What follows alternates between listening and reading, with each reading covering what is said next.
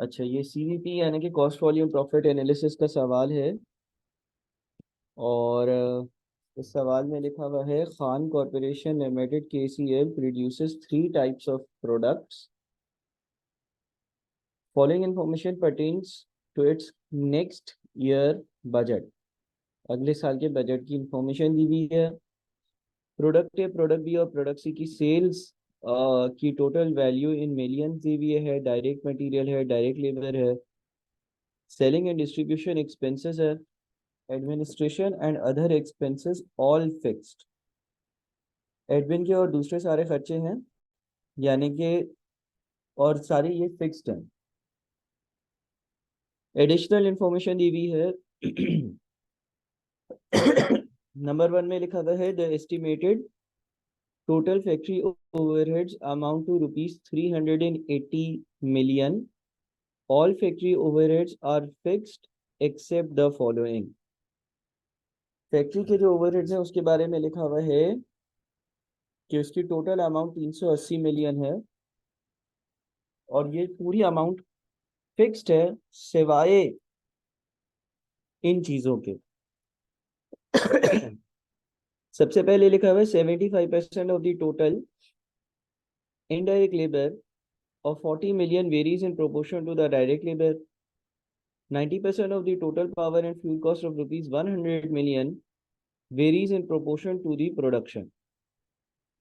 Number two में लिखा हुआ है, selling and distribution expenses includes the following: commission on sales at 3%, 4% and 5% for products A, B and C respectively. Distribution expenses which are estimated at 2% of sales for product A and B and 4% of sales for product C. All other expenses are fixed. The ratio of product-wise sales is expected to remain the same. सवाल की requirement है, compute the break even sales amount for KCL, also determine the product wise break even sales amount. अब हमें company का break even sales का amount ढूंढना है। अच्छा, इस सवाल में यूनिट्स की कोई इंफॉर्मेशन हमें प्रोवाइडेड नहीं है। यूनिट्स के हवाले से कोई इंफॉर्मेशन नहीं दी गई है। तो break even and sales revenue calculate करने का एक तरीका होता था कि अगर मुझे break even point in sales revenue ढूंढना है तो उसके लिए मैं कंपनी की जो फिक्स कॉस्ट है उसको CS रेशियो से डिवाइड करता हूँ। यानी कि इस सवाल में मुझे कंपनी का CS रेशियो ढूंढना पड़ेगा और कंपनी की जो फिक्स कॉस्ट है उसकी अमाउंट भी ढूंढनी पड़ेगी। और CS रेशियो और फिक्स कॉस्ट, ये दो अमाउंट जब मैं ढूंढ लूंगा तो ये सवाल फिर आसानी से सॉल्व हो सकेगा। अच्छा, अब अगर हम कंपनी के CS रेशियो यानी कि कंट्रीब्यूशन टू सेल्स रेशियो की बात करें तो हमारे सामने तीन प्रोडक्ट्स हैं, A है, B है और C है। इन तीनों का सेल्स रेवेन्यू हमें दिया हुआ है। सारी वर्किंग्स में अगर मिलियंस में करता हूँ तो ये 1500, 900 और 600 है। और इन तीनों का टोटल भी हम एक जगह लिख देते हैं, वो हो जाएगा 3000 और मिलियन में होगा। फिर सबसे पहली जो यहाँ पर कॉस्ट लिखी हुई आ रही है वो डायरेक्ट मटेरियल है और फिर दूसरी डायरेक्ट लेबर है। सेलिंग एंड डिस्ट्रीब्यूशन कॉस्ट जो है ना उसके बारे में कुछ यहाँ पर डिटेल्स दी हुई है। एडमिनिस्ट्रेशन एंड अदर एक्सपेंसेस के बारे में डिटेल नहीं है, लेकिन फैक्ट्री के ओवरहेड्स के बारे में यहाँ पर डिटेल है। तो जब हम वेरिएबल कॉस्ट को माइनस करेंगे तो हम वेरिएबल कॉस्ट में कुछ तो बड़ी ऑब्वियस सी वेरिएबल कॉस्ट है, कुछ शायद हमें कैलकुलेट करनी होगी। देखिए, एक तो मटेरियल की कॉस्ट है ना, मटेरियल की कॉस्ट जो होती है वो वेरिएबल ही होती है। जितने ज्यादा यूनिट्स बनाते हैं उतना ज्यादा मटेरियल लगता है। तो मटेरियल की जो कॉस्ट है वो दी हुई है आपको 660, उसके बाद 360, उसके बाद 216। सारी अमाउंट्स मिलियन में है और टोटल 1236। इसमें तो कोई मसला ही नहीं है, ये तो है ही वेरिएबल। इसके बाद मटेरियल के बाद हम लेबर की बात करते हैं। मटेरियल के बाद हम लेबर की बात करते हैं। लेबर में आपके पास 120 है, लेबर में आपके पास 100 है, लेबर के पास में आपके पास 80 है, और टोटल आपके पास 300 है। इसके बाद देखते हैं कि कोई और वेरिएबल कॉस्ट की सवाल बात कर रहा है या नहीं। बुलेट नंबर 1 में लिखा हुआ है the estimated total factory overheads amount to 380 million. Company के जो टोटल फैक्ट्री के ओवरहेड्स हैं वो 380 मिलियन हैं। All factory overheads are fixed except the following. ये 380 की पूरी अमाउंट, 380 की पूरी अमाउंट फिक्स्ड है, सिवाय इन चीजों के। बुलेट नंबर 1 में लिखा हुआ है 75% of the total indirect labour of 40 million varies in proportion to the direct labour. बोलता है इनडायरेक्ट लेबर का जो अमाउंट है ना, इनडायरेक्ट लेबर का जो अमाउंट है वो 40 मिलियन है। इनडायरेक्ट लेबर का जो अमाउंट है वो 40 मिलियन है। इनडायरेक्ट लेबर का जो अमाउंट है वो 40 मिलियन है। इस 40 मिलियन का जो अमाउंट, ये जो 40 मिलियन का अमाउंट है, इसका 75%, 75% of the total indirect labour cost, 75% of the total indirect labour cost, मुकम्मल जो पूरी की पूरी इनडायरेक्ट लेबर की जो कॉस्ट है 40 मिलियन, जो कि इस 380 में है, इस 380 में शामिल है ना, इस 380 में ये 40 मिलियन भी शामिल है। बोलते हैं इसका जो 75% है, 75% of the total indirect labour cost of 40 million varies in proportion to the direct labour. वो डायरेक्ट लेबर के साथ साथ चेंज होती है। इसका मतलब ये हो गया कि इस 380 में, इस 380 में ये 40 शामिल है। इस 40 में, इस 40 में से 40 का 75%, 30 मिलियन वेरिएबल है, और 40 का बाकी 25% यानी कि 10 मिलियन फिक्स्ड है।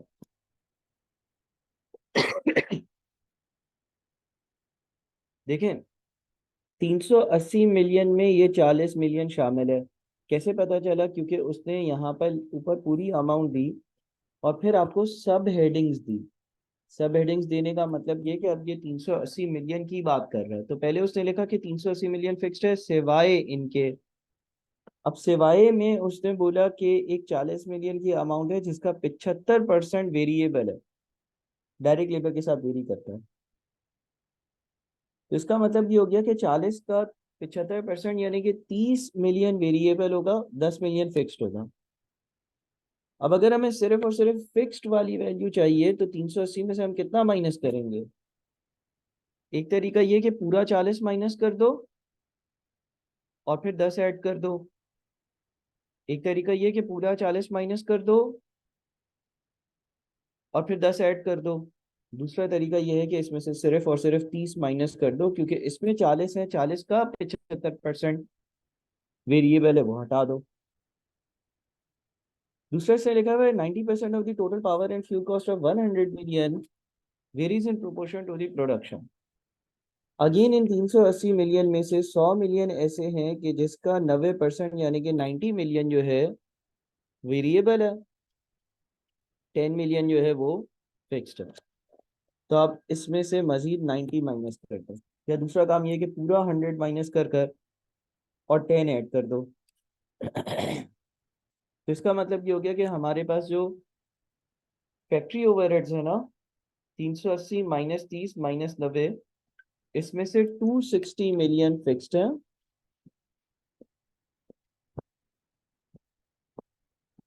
260 मिलियन फिक्स्ड है।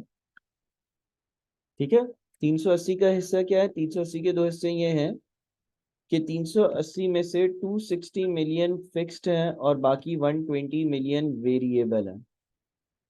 इस तरह से ये दो वैल्यूज ब्रेक हो रही हैं।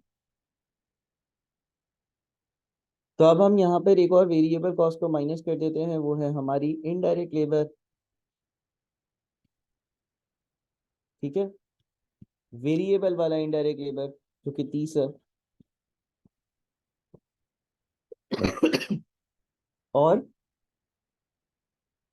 Power and fuel, power and fuel जो कि 100 का 90% यानी कि 90 है। ये दो और मजीद चीजें वेरिएबल हैं। इसके बाद सेलिंग एंड डिस्ट्रीब्यूशन पर आते हैं। सेलिंग एंड डिस्ट्रीब्यूशन एक्सपेंसेस यानी कि ये जो ऊपर 150 120 और 100 मिलियन है, इंक्लूड दी फॉलोइंग। इसमें क्या शामिल है? Commission on sales at 3, 4 and 5% for products A, B and C respectively. यानी कि इसमें कमीशन शामिल है। अच्छा जी, कमीशन शामिल है। बोलते हैं selling and distribution expenses includes the following. Selling and distribution के एक्सपेंसेस में ये शामिल है commission on sales. Commission on sales शामिल है, और कितना शामिल है? 3, 4 और 5% प्रोडक्ट्स ए, बी और सी के लिए। तो प्रोडक्ट ए जो है उसका कमीशन जो शामिल होगा वो हम 1500 का 3% ले लेंगे। 1500 का 3%। प्रोडक्ट बी के लिए 900 जो उसका सेल्स रेवेन्यू है उसका 4%। और सी के लिए 600 का 5%। ठीक है, तो 1500 का 3% 45 बनता है। उसके बाद 900 का 4% 36 बनता है। उसके बाद 600 का 5% 30 बनता है। 45, 36 और 30 तीनों को ऐड करते हैं तो 111 बन जाता है। सही है। अच्छा, फिर ये तो एक वेरिएबल हो गया। वन वन वन का कमीशन। वन वन वन का कमीशन जो है वो वेरिएबल है और ऊपर सेलिंग एंड डिस्ट्रीब्यूशन एक्सपेंसेस में शामिल है। फिर लिखते हैं distribution expenses which are estimated at 2% of sales of product A, B, A and B and 4% of sales for product C. कुछ डिस्ट्रीब्यूशन के वेरिएबल खर्चे भी हैं, और डिस्ट्रीब्यूशन के वेरिएबल खर्चे कितने हैं? ए और बी का 2%, 1500 का 2%। उसके बाद 900 का 2%।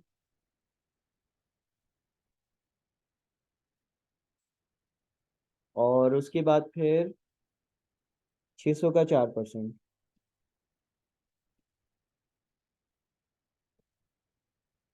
तो 1500 का 2% 30 आएगा। 900 का 2% 18 आएगा। और 600 का 4% 24 आएगा। और 30, 18 और 24 तीनों को ऐड करेंगे तो 72 आएगा। ठीक है। All other expenses are fix, बाकी सारी अमाउंट जो है वो फिक्स्ड हैं। तो सेलिंग एंड डिस्ट्रीब्यूशन में, सेलिंग एंड डिस्ट्रीब्यूशन की जो अमाउंट्स लिखी हुई हैं उसमें से 111 और 72 जो है वो वेरिएबल है, बाकी सब फिक्स्ड।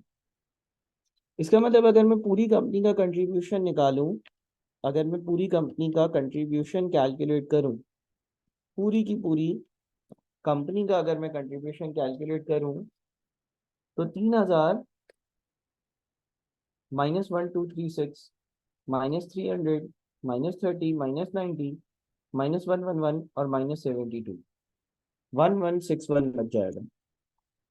ये पूरी कंपनी का कंट्रीब्यूशन होगा 1161। पूरी कंपनी का जब हम सी एस रेशो निकालेंगे तो 1161 डिवाइडेड बाई 3000 इंटू 100 यानी कि 38.7% आ रहा होगा।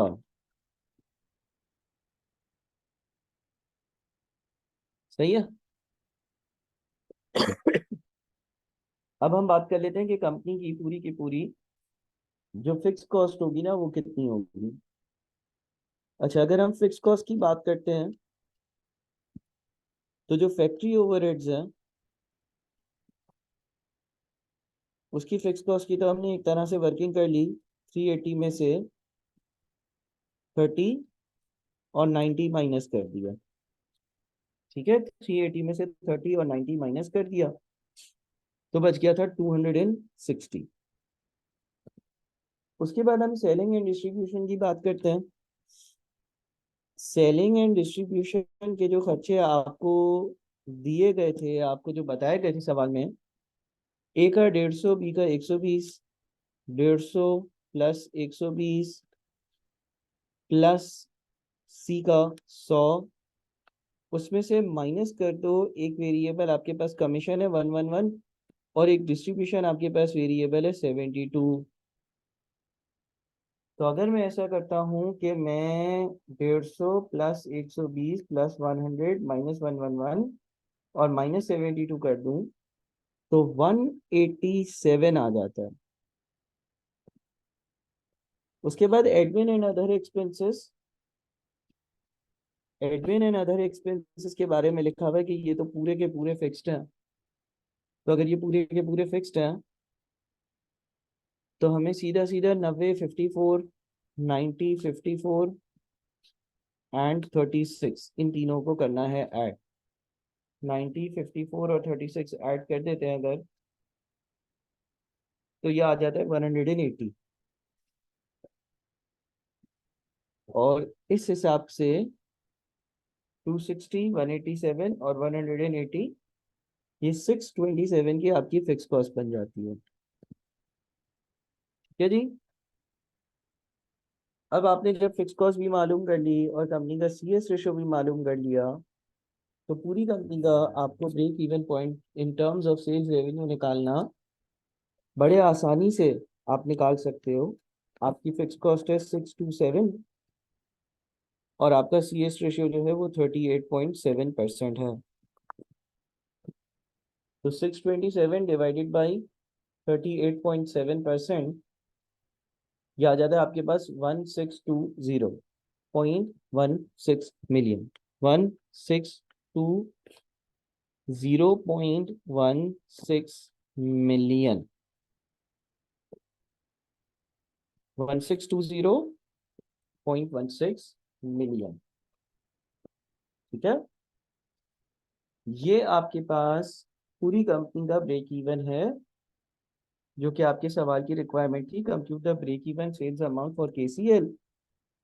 तो वो हमने कर लिया। और एक और पार्ट था, also determine the product wise break even sales amount, यानी कि आप प्रोडक्ट वाइज भी इस ब्रेक इवन सेल्स अमाउंट को जो है वो तकसीम करो। उसके लिए यहाँ पर एक चीज लिखी हुई थी, the ratio of product wise sales is expected to remain the same. यानी कि जिस रेशियो में आपको यहाँ पर करंट वाली सेल्स दी हुई है, जिस रेशियो में आपको यहाँ पर करंट वाली सेल्स की वैल्यू दी हुई है 1500, 900 और 600, आपका यही रेशियो जो है वो ब्रेक इवन पॉइंट के लिए भी मेंटेन रहेगा। और रेशियो क्या है भाई? रेशियो हम कह सकते हैं 1.5 या हम कह सकते हैं 15:9:6, है ना। 15:9:6 का रेशियो है। तो अगर मुझे इसको जो है ना वो, या 1500, 900 और 600 टोटल कर लो, चलो 1500, 900 और 600 का टोटल क्या आता है? 3000 आता है ना। तो अब इसको इसी हिस्से में अगर हम बांट दें, यानी कि ए के लिए हो जाएगा 1620.16 मल्टीप्लाइड बाई 1500/3000। तो ये तकरीबन आधा ही हो गया ना, 1620.16 डिवाइडेड बाई 2 कर देता हूँ, यानी कि 810.08, 810.08। अच्छा, बी के लिए क्या होगा? 1620.16 multiplied by 900 divided by 3000। 1620.16 multiplied by 900 divided by 3000, तो ये हो जाएगा आपका 486.048 या 486.05। सी के लिए क्या होगा? 1620.16 मल्टीप्लाइड बाई 600 डिवाइडेड बाई 3000, तो 1620.16 multiplied by 600, 1620.16 multiplied by 600 divided by 3000, यह आपका बन जाता है 324.03। ठीक है जी। तो ये आपका इस तरह से पूरा सवाल सॉल्व होता है। आराम से इसको दोबारा दोबारा देखें और अपने कॉन्सेप्ट जो है ना उसको पक्का करें।